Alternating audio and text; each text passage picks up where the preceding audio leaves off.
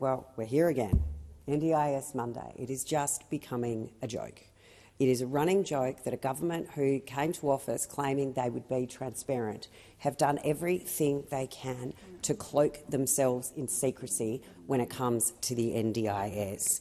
And, I mean, we're going to come to a bill, maybe come to a bill a little bit later on today, seeking to reform the NDIS. Now, the NDIS, I acknowledge, is one of the biggest items in the budget. It is too big. I'm the parent of a participant and happy to acknowledge there are too many people on it. You know, the Greens and us sitting on this side of the chamber don't actually agree on terribly much, but what we do agree on is there should be transparency. We do have different views about who should be on the scheme. We do have different views on how some of the schemes should be operating, but we do agree that there should be transparency. Yet those in government are determined to not be transparent, not only with the Australian people when they have already put these savings into the budget, but with the 660,000 participants on the scheme and their family. Now, I think that number is too high.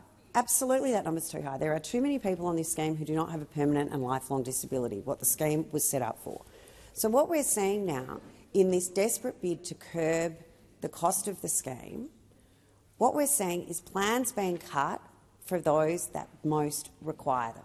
The people that are most vulnerable and are most at need of supports in the community are having their plans cut so that, in some ways, those who shouldn't be on the scheme can remain on the scheme because they're not brave enough to step up and take the political hit by acknowledging the people that should come off the scheme.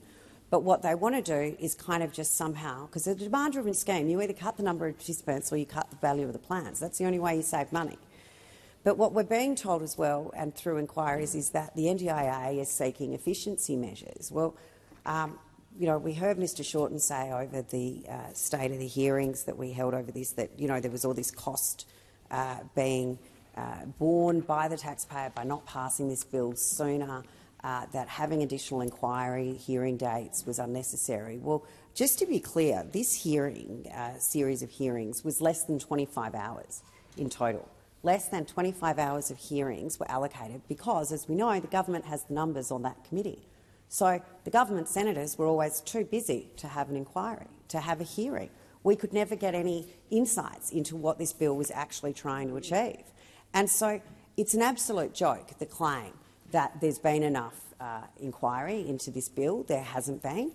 What is disappointing, though, is that we did invite the states and territories to come and meet with us to let us know. Hopefully they could have given us some insights into what this framework was going to look like, how they were going to make these savings, because at the end of the day, it's going to be the states that are supposed to be responsible for delivering these foundational supports. Now, no one knows what a foundational support is.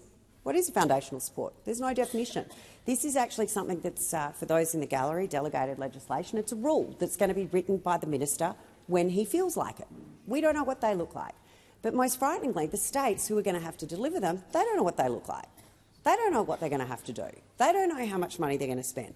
But not one state or territory, and I asked for Premier, Treasurer, Health, Education, Justice and Disability Ministers, 6 ministers from each of those governments, and not one of them either had the guts or the temerity to turn up and tell us what they knew, what they thought or what they'd been signed up to. And we've just had a statement come out from the Premier of Tasmania, who was invited, and I'll acknowledge he's a Liberal Premier. Didn't turn up, but now's put a statement out asking for the legislation to be pushed back because the states don't agree to what was signed up to and don't agree in their ability to implement it. But of course, who knows where this is going to land because there's been no transparency and no discussion and everyone's been too scared, hiding. And the fact that Bill Shorten, the minister, has made claims about the cost of the delay. Well, I've got 2 questions for him. The first one is, what's the cost of your inaction for 2.5 years since you've been the minister? 2.5 years he's been the minister. He was the shadow minister before that. He was actually one of the architects of the scheme with Jenny Macklin back in the day. But, you know, 2.5 years, and this is the first piece of legislation he's brought forward. 2.5 years. And we'll have more to say about what the actuary told us last week on how his ridiculous claim of what the additional inquiry days were costing, because it's based on complete false numbers and facts, complete false facts and numbers, which Thank is all you, we Senator seem to get.